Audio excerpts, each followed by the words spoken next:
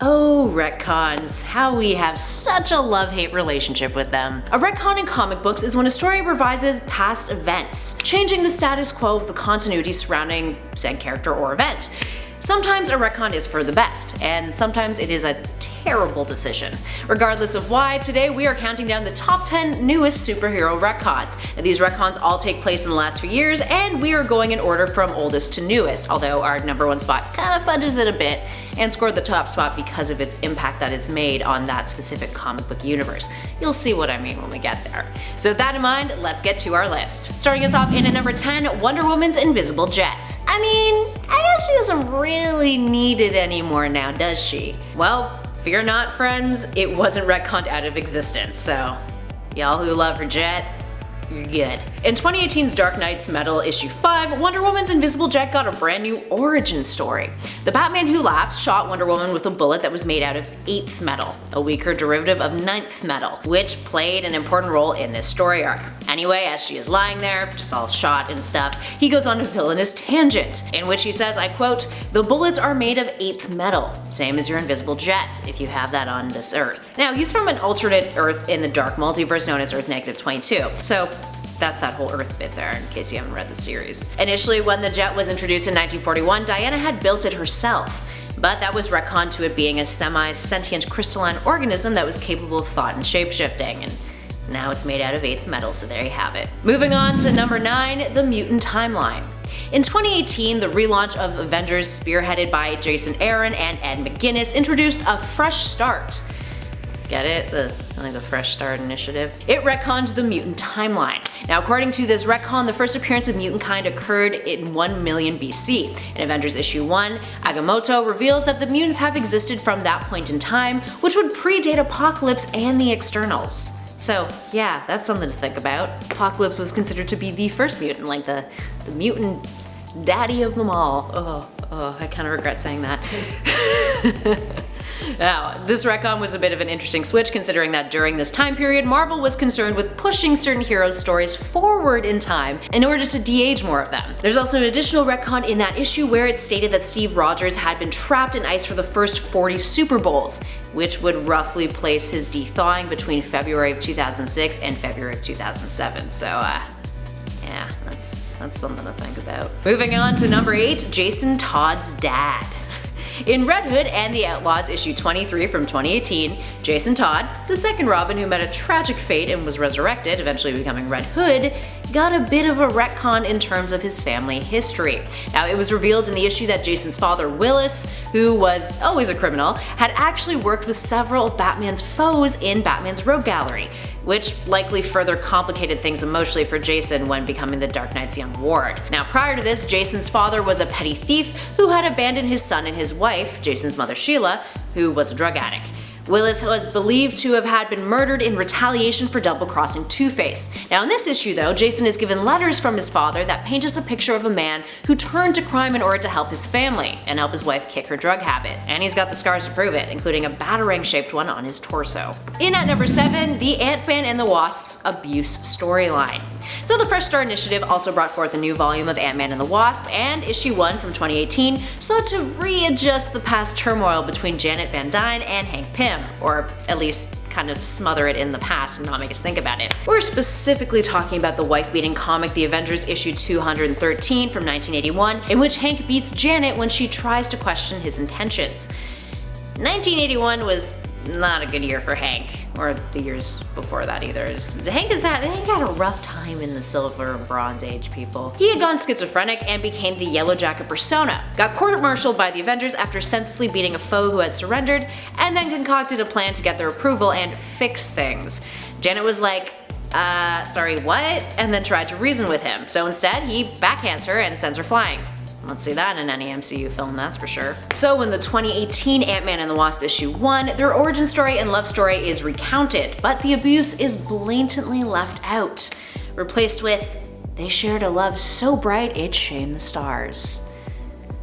Yeah, Moving on to number 6, Captain Marvel's origin story. The Life of Captain Marvel issue 3, also a 2018 release, retconned part of Carol Danvers' origin story. Carol's origin usually plays out like this. She was a fighter pilot in the Air Force, befriended Mar-Vell, the original Captain Marvel, and on one mission that she assisted him with, a device called the Psyche Magnetron blew up. Carol's nearby it, and she ends up getting her DNA spliced with Mar-Vell's, making her a half-Kree. Now, the retcon. So after Carol takes a bit of a leave after going full-blown all-in on a supervillain, she goes back to her family in Harpswell, Maine. There, things continue to go downhill. Her brother lands in a coma, and she finds a bunch of love letters written by her father to another woman who was not her mom. Yeah, a little startling there. With the letters, she also finds a hidden beacon and accidentally activates it, which sends a Kree clone warrior to Earth with the intention of killing Carol, or so we think. Here's the twist though, the clone actually wasn't after Carol, it was seeking out her mom, Marie Danvers, who was then revealed in that issue to be a Kree warrior. Connect the dots there, my friends. She was a Kree all along. Right. And at number 5, Firestorm. Okay, finally getting into 2019 now. Doomsday Clock issue 9 decided to mess with an origin story too. We're talking DC's Firestorm's origin story. Also, spoilers for Doomsday Clock, we're talking about it a bit more on this list, so heads up. Issue 9 features Dr. Manhattan f***ing shit up, and that includes Firestorm shit. He ends up taking the character down memory lane 7 years prior. So the initial origin story for Firestorm is that student Ronnie Raymond and physics professor Dr. Martin Stein are merged together when the Hudson nuclear power plant explodes thanks to a terrorist attack. Now the retcon. Dr. Manhattan allows Ronnie to spy on Stein moments prior to the explosion, and it is revealed that the explosion wasn't actually a terrorist attack. It was an attack set up by Stein in order to fuse himself with Ronnie so that Stein could fully understand metahumans. I quote, "What better way to learn about these metahumans than from the inside?" That's some up stuff. Moving back to Marvel for our number 4 spot, Original Sin. In 2019, Cosmic Ghost Rider was all the rage. Easy to see why. He's an amalgamation between the Punisher, Ghost Rider, and technically the Silver Surfer, but not really because he becomes Galactus' herald and just has all of those Silver Surfer powers. Anyway, a series called Cosmic Ghost Rider Destroys Marvel History was released, and in issue 6 of that series it implies that the Cosmic Ghost Rider interfered with one of the publisher's major and highly disliked story arcs, Original Sin. So long story short, Cosmic Ghost Rider's story reveals a lot of beef between him and the Watcher. Now by the time Original Sin rolls around, it is revealed that this version of Frank Castle killed the Watcher rather than Nick Fury. While this doesn't change much in the grand scheme of how things played out after Original Sin, it does make you feel pretty terrible for Fury considering the fate that he was dealt with in the aftermath of that story arc. Up next, number 3, Legion of Superheroes. The Legion of Superheroes, which got a new series from DC in August of 2019, established a brand new continuity for the teenage group of heroes, setting them from the 31st century. Now they were introduced by traveling to present day and attempting to convince Superman's son, John Kent, to join their team, informing him that he's responsible for the formation of the United Planets in the 21st century. The Legion of Superheroes had received many a reboot in its time. Now, the first iteration debuted in Adventure Comics issue 247 in 1958 and would be retconned during Zero Hour in 1994 and again in 2004 and again in 2007. It's a lot of retconning. I mean, when you retcon a team that much, you kinda gotta question more about the team than, you know, maybe coming up with new stories for said team. Something's gotta give there. In at number 2, Marvel and the Vietnam War. Kinda sounds insane, right? I mean, retconning a whole war? Well, in August of 2019, in History of the Marvel Universe issue 2, Marvel got super duper bold. So, before we dive into this, let's familiarize ourselves with the term sliding timescale. A sliding timescale is when a publisher adjusts the time frame of their continuity in order to keep their heroes, who rarely age, active for a certain amount of time. Imagine if Batman's timescale was accurate, he'd be almost like a century old.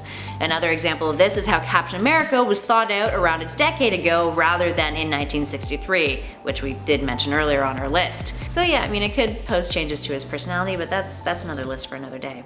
But some characters are rooted in a specific time period, like Frank Castle. He's a Vietnam vet. Not so easy to adjust that, right? Well, Marvel decided to invent a new war in order to adjust their timescales proportionately and not lose the thematic impact that those events previously had. So instead of the Vietnam War, there's a Sing-Kong conflict now. A bunch of characters who were present in the 60s now have an altered past in which they were involved in this war. Frank Castle, James Rhodes, Ben Grimm, Reed Richards were all involved in the Cyan-Con War, so that's a thing. Now, we've been moving chronologically on our list, but we felt that our #1 spot had to go to a retcon that occurred within the same timeline as the rest, but has potentially altered things on a multiversal scale for this particular comic book publisher. We are talking about our #1 spot, DC's Dr. Manhattan, and the fact that Flash did not create the New 52. And other stuff with Doomsday Clock. So we're returning to Doomsday Clock issue 9 here, but also the entire Doomsday Clock series, really. So, in issue 7 of that series, Dr. Manhattan, who is now a full-blown part of the mainstream DC universe because dear god they need to stop trying to milk Watchmen and just let it be, sorry, personal opinion there, we learn that there is an occurrence that has had a significant impact on the current DC continuity. Turns out, Manhattan has been meddling a lot in the DC universe. He prevented Alan Scott from becoming the first Green Lantern, therefore started a butterfly effect that also affected the Legion of Superheroes that we mentioned earlier. It's because of that retcon from a publishing standpoint, by the way. And Dr. Manhattan was the one who caused the New 52 to happen, not the Flash. Dr. Manhattan was the architect behind the Rebirth retcon as well. It goes so much deeper than that, but that's for a whole other video for another day. It's hefty, friends. Alright, there we have it, friends. What retcons shook you the most? Which ones do you think should be changed back? Give us a shout in those comments below and let us know. If you guys like this video, you know what to do. Hit that thumbs up button, share it with a friend, and be sure to subscribe to Top 10 Nerd for more content just like this. In the meantime, thanks for watching. I'll catch you all in the next one.